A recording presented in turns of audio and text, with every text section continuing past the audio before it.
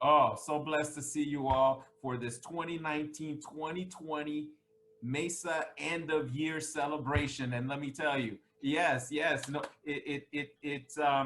Hmm. it, it, it's humble, but this is Mesa, and when we talk about Mesa, we talk about success, and there will be nothing that will stop us from celebrating success. And when we bring the Mesa family together, it is a special celebration. So all of you earned this. Before introducing future Dr. Fatimata here to speak with you and share her story, I just wanted to share as I'm putting everything together and looking forward to speaking with you. I'm reminded of wisdom shared with me by my mother about my daughter. When she was a teenager, when she was a junior, maybe looking at schools to go to universities. My mother said to me, you know, we all have wings, but and we must go where our wings will take us. And we cannot clip we can't clip their wings. Our wings, they can't clip our wings, because if they clip our wings, they kill us. Instead, we must Hmm. fly where our wings will fly. And I said to my mother at the time, because my daughter was in a college prep school, I said, you know, you're right. And I'm very blessed. We're blessed that my daughter is at a school where and she said, I butchered it. She said, we must all go where our wings will take us. And your daughter has eagle's wings, and she must fly where eagles fly. And I said, you know, you're right. And where she is at, we're very blessed, because there are many eagles that are showing her how to fly and showing her the way. And so I'm Hmm. reminded of that story, because in in your Mesa program, the best program, guess what? There are many eagles. We're very blessed. You all have eagles' wings, and there are many eagles of all different colors and shapes, sizes, and the good news is those eagles are showing you how to fly, and they're showing you the way. And we have one of those eagles joining us today. And let me see if I can do this right. I'm going to share my screen. Let me see. Yeah, I'm going to share the screen, and I'm going to go here, and I'm going to share this, and I hope everyone can see this. This is it's a beautiful picture of future Dr. Fatimata Sanogo. And by way of introduction, you see her accomplishments there, and she'll share with us her story. Hmm. But not only is she a graduate of UCSD in biochemistry, she's future Dr. Fatimata Sanogo in epidemiology very soon. Of course, a MESA creator, transferred not long ago, but she's an accomplished Hmm. author. Her book, 31 Universal Spiritual Principles, is out there for others to enjoy. She's also a founder of a nonprofit foundation. And if that's not enough, in her spare time, she's a certified yoga instructor. And before we welcome future Dr. Fatimata back home to her Mesa family, even though it's virtual. Let me see. Is this thing gonna go forward for me? Advance. She's also one of our legends and one of our eagles on our windows. And these are her words once upon a time, and it's clear that she's living by these words.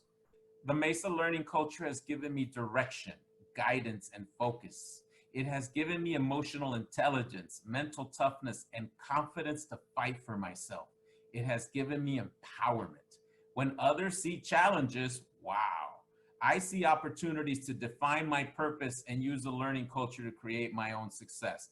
I am a Mesa creator. Those are words to live by, and that's exactly what she's doing. And I will stop this share so we can have a speaker view of future Dr. Fatimata. There we are. And if you give her a round of applause to welcome her home, and Oh. future doctor, we love you. Welcome home. Mm. Thank you for giving us this privilege and honoring us with your words of wisdom. Thank you so much, Cornerman. Really, like I am just so grateful and thank you for the welcome home. This is my home. Mesa is my home. Will always be my home. I'm a Mesa creator, and It's such an honor and a privilege to be again with you, and to be with my MESA brothers and sisters. When you invited me, just come home and share yourself with your brothers and sisters. The opportunity was like, yeah, of course I would love to do that. And I'm so grateful that we get to do it on Zoom. And really, I asked you and you said, just share your journey. And that's what I'm going to do. And I would like to share my journey, but there's an intention behind sharing myself to all of you, my brothers and sisters from MESA. And some of you I remember, I think Conan and Jessica, maybe you were on the panel that we had earlier. So hello to everybody. I'm going to share my journey, and I would like to invite you to listen from a different space, you see, because I do have an intention. And my intention is that perhaps something I will share, I will say, will empower you, will give you perspective, what will really make a difference for you, especially in that transition right now and what you're up to. And the power is in the listening. It's all in how we listen. You see, sometimes, the common way of listening, whatever is being happening, is from a place of assessing or analyzing, right? Or agreeing or not agreeing. So I just would like to invite you to bracket all that aside and maybe listen from a space of, what is it about what she's sharing or saying? How does that make a difference for me? Or what can I learn from it? Is there anything that's relevant for me in my path? Because I would love really that conversation that we're having really, make a difference for you. That's all. And so my name is Fatimata. Cornerman introduced me. I was actually born and raised in Burkina Faso. So English is not my first language. When I moved to the United States, one of the first thing I had to do was, go to school for, English as second language. We call it ESL, right? And I remember when I took English classes for several weeks and took the TOEFL and passed it, I scored, you guys, barely enough points, like 3 points above what is minimum required to actually start college in the United States.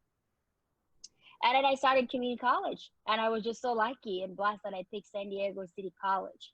And I remember, again, the first classes, there was 2 challenges for me.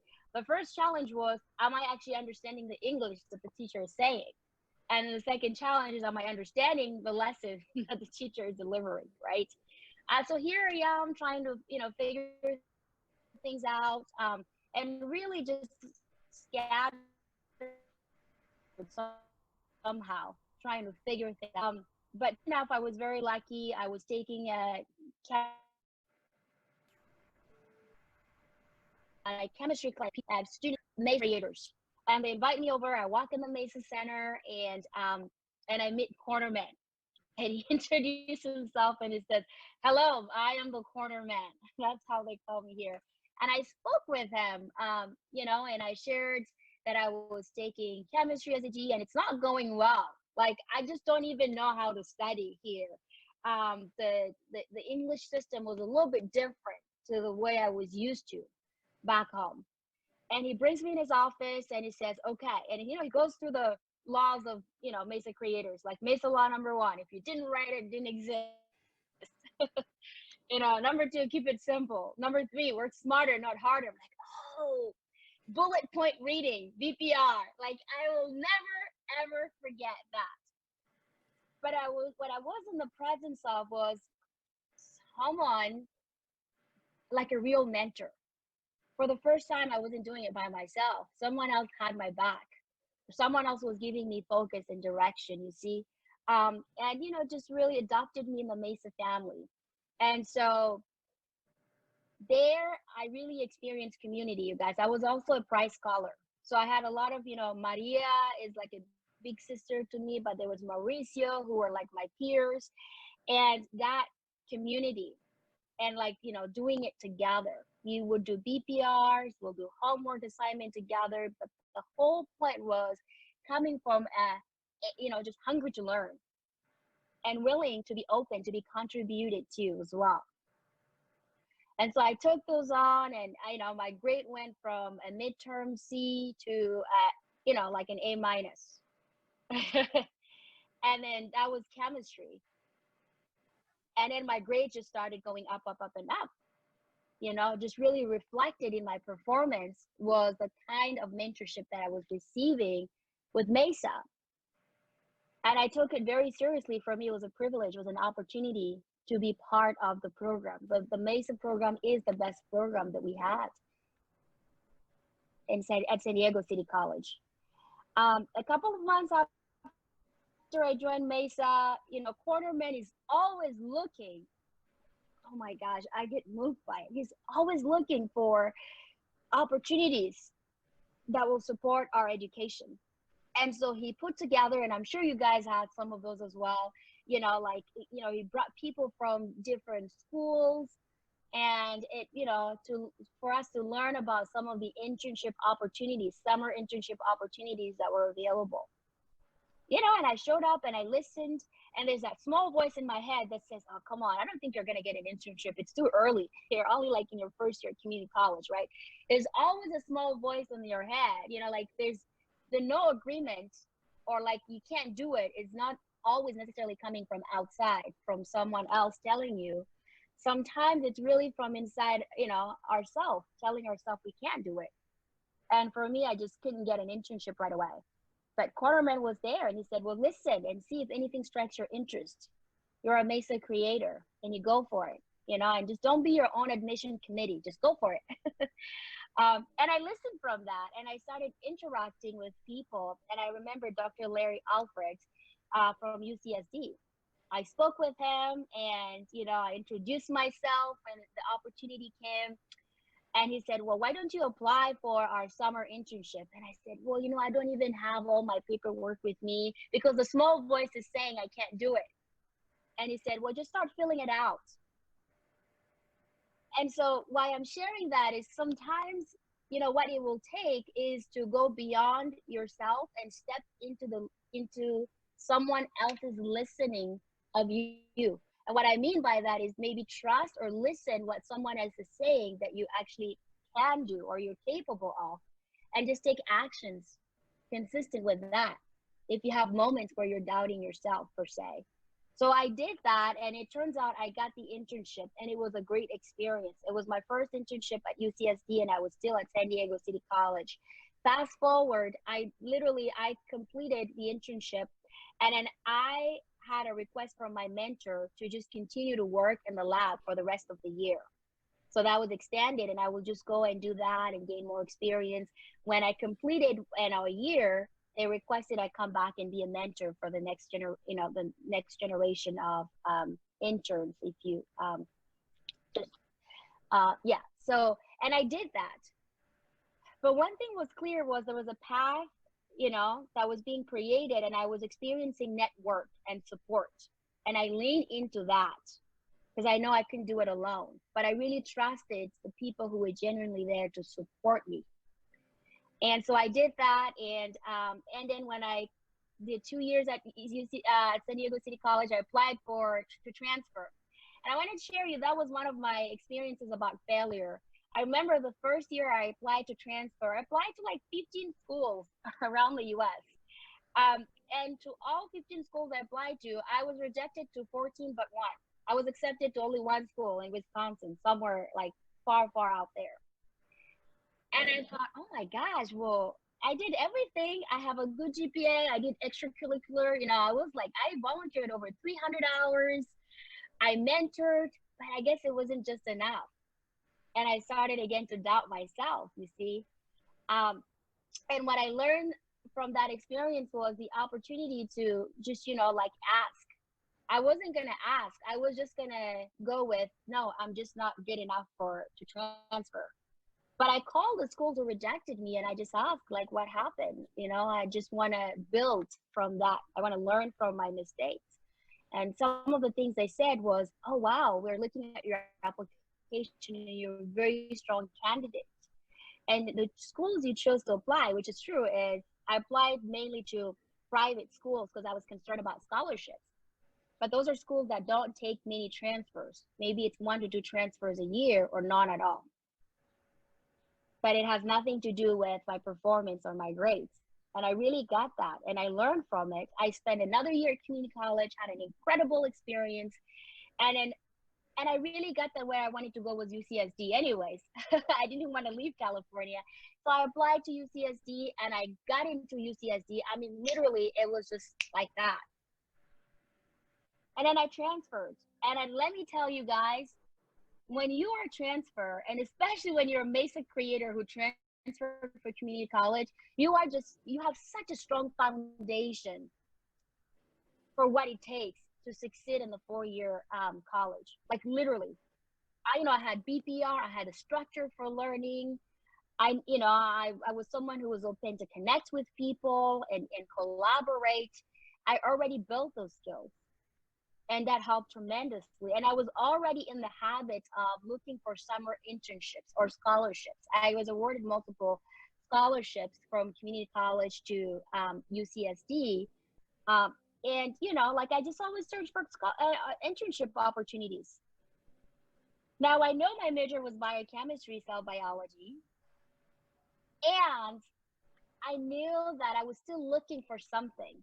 So you may be clear about what you want to do in your path, or you may not be, you may have ideas and not be quite clear, or you may be passionate about different things. I fell into category number 3. I was really passionate about different things, and I was always looking into, well, if I'm a MESA creator and I can create really a path, how can I, find an intersection for things that I'm really passionate about? Why not? Why not?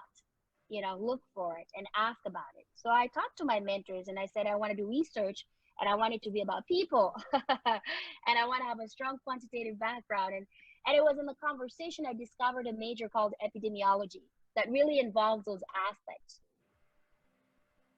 And I always set goals and I had vision boards. So I put that there and I'm like, okay, I want to do something related to epidemiology. So fast forward, one of my mentors, also at UCSD, she has collaborations with the Harvard's Chan School of Public Health.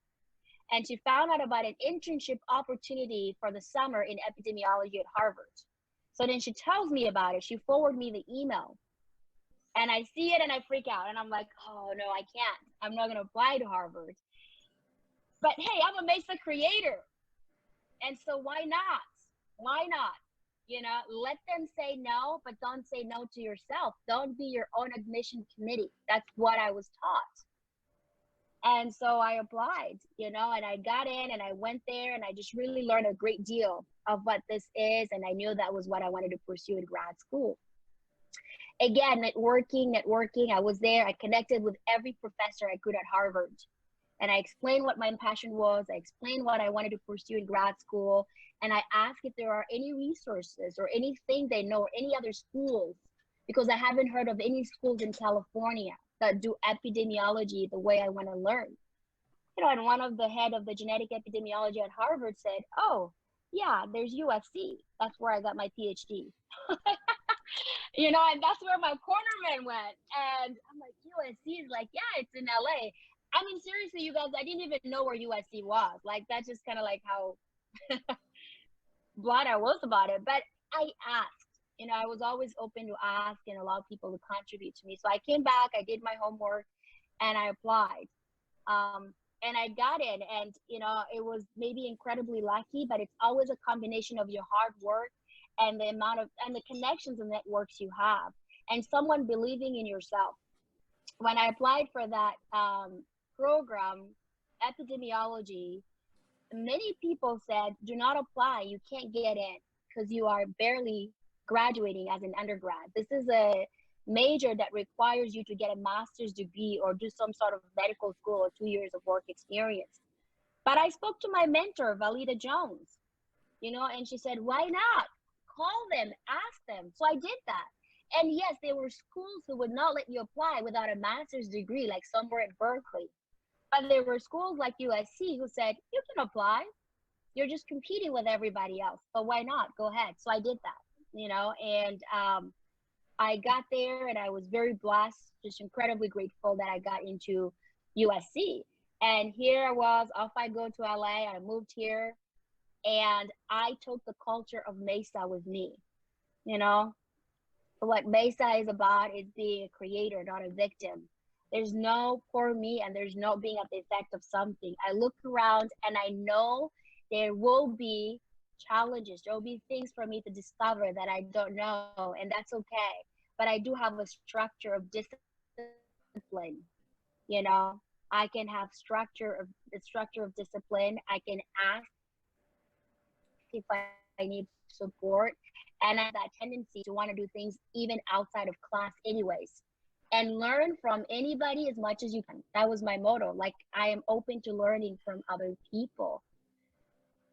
And I did that here, and I met people on campus. I even met people in my community right outside of campus. But the conversations that were starting to build up in my life were all inside of the benefit of my graduate degree. So there was never about, I'm just going to do school and I'm not going to have a social life because that's taking time away from my schooling. No, I just going to be responsible and have a balance and create. You're going to have to discover for yourself what that balance looks like.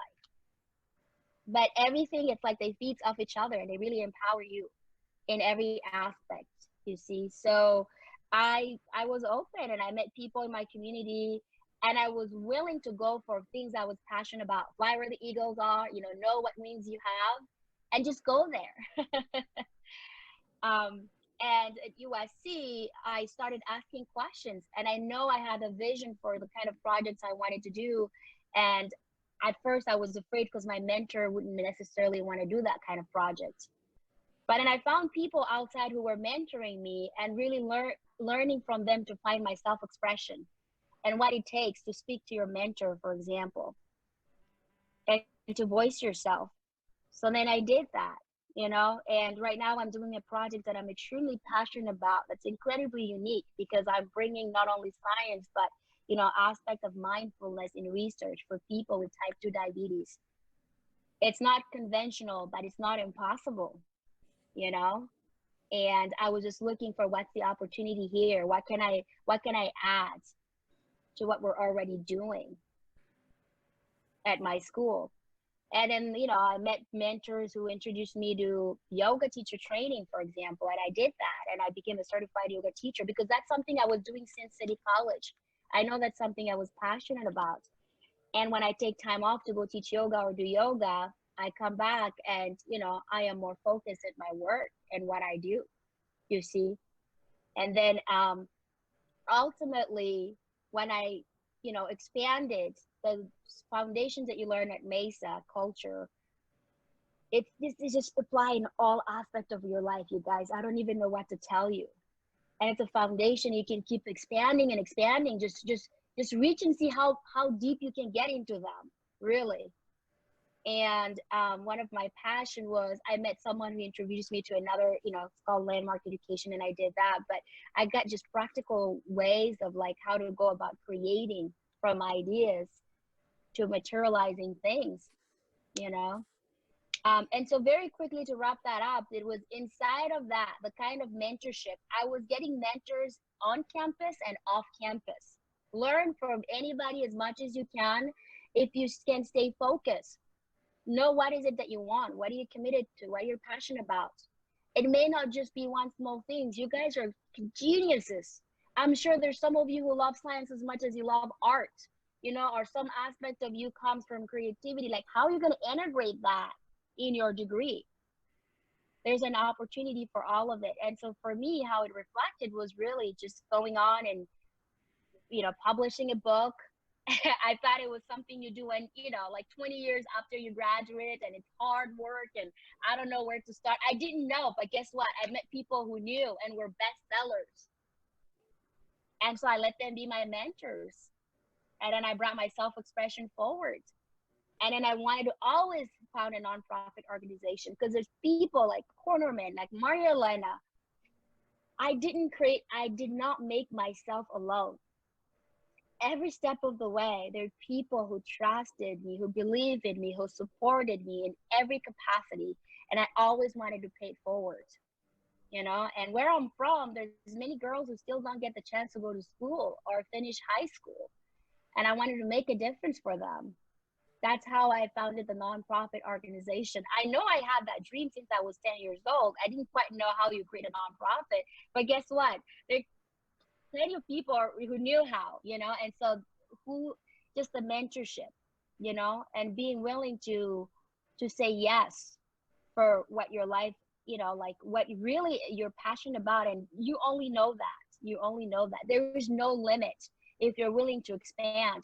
Sometimes people say to me, guys, you're just lucky. You met people, you were at the right place at the right time. And I say, well, luck is like living under cosmic knowledge.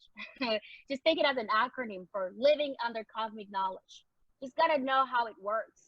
Um, and there's nothing special inherently about myself, but I do know that you gotta have a, you know, create a purpose for yourself. You know about the African village story at Mesa? How, you know, what is it? What's your why? You know, what is the thing that gets you off bed, that you're excited about, you're enlivened about? And then how much do you want that? Like, how bad do you want this? Do you want it as much as you want to breathe? You know? And it's not something, it's not even effort. That's why we talk about work smarter but not harder, you know. But there's a space you come from, there's a commitment, you know. It's like you just you're used by it even when you think about it. So of course you're going to be looking at opportunities and things that will empower you. So find a purpose that is, you know, bigger than yourself alone. You see, it is going to start with you. It's about having your life structure stabilized. I think of my life structures as, you know, my health, my well-being, my career, my finances, money, my family, my community. It takes a village. You're not going to do it alone. Find your village, join them, and don't let them go. My village is corner men, you know, and my mentors.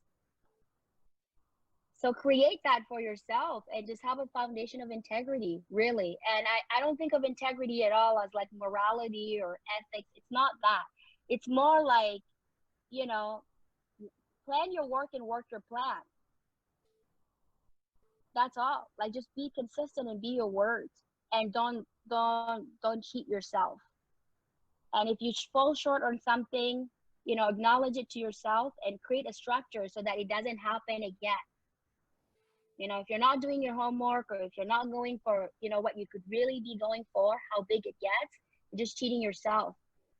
So find a foundation of integrity, something that will work for you really, and just really have community, create community for yourself, connect with people, and always have a bigger vision. And if you're true to yourself, you're never going to get there. There's never an end point, ever, ever, ever. You have a goal, you the next big thing shows up, and then you achieve it, and the next thing shows up. And guess what? Every step of the way, there's what looks like a challenge. And it's like, oh man, can this, and here's another thing. Well, it's just about looking at what are the opportunities and the challenges themselves, because it's an opportunity for your growth, and you're always continually going to be doing that. So if you just surrender to that, you see, and be willing to be the leader that you are, really there's no limit. You get to say how fast and how big your life gets. And I believe in all of you. I love you all. I want to congratulate you all for completing this, you know, just like this year. um it doesn't even feel like long ago for me, you guys. I was in City College yesterday. I remember the memories. I remember what I ate. I remember the shirts. You know, like every single thing. And to look back, and it's only been 6 years, and I had no idea my life will turn out that way. So take that on. You know, you think you have goals, but go for the kind of thing that will blow your mind. And you look back and you're like, wow, did I really do that? Because that's you saying yes to the kind of potential that you have, the kind of leadership that you have. And you know, a lot of us, it's not just about us. There's people around us in our communities and our families that look up to us. We get to be that. We get to be, we set, you know, we set the tone, if you want, or we are the inspiration that motivates others. So I don't know what each of you is going to be doing personally. I do know it's going to be great. It's going to be amazing.